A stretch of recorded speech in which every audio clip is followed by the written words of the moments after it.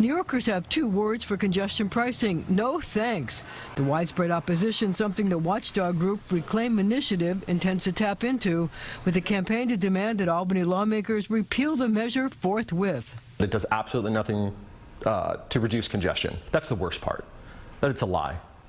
All it does is drive revenue into MTA.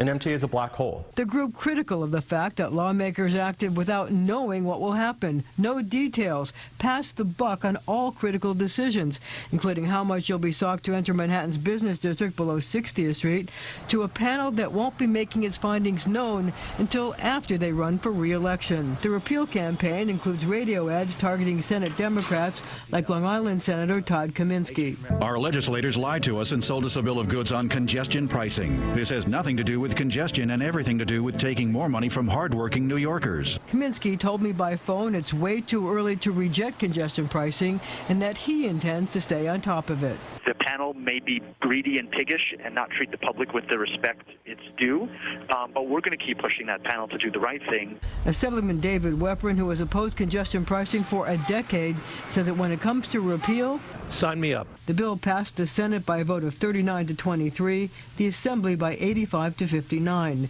Weprin says some of the yes votes were due to a time-honored Albany trick. Congestion pricing was lumped into the so-called big ugly revenue bill that included money for all the good stuff, including education aid and fighting opioid addiction. The process is horrible. These should be taken up on the merits. These are substantive proposals. They should have been deliberated. There should have been hearings. I think it's outrageous. I think the public should be outraged. Well, Assemblyman Weprin told me that reluctant lawmakers are made a number of promises, including $50 million for increased service in the so-called transit deserts in the outer boroughs, more buses, a 20% discount for Queens residents who take the LIR, and so on and so on. Dana. Marcia. Lots of promises. Lots of promises.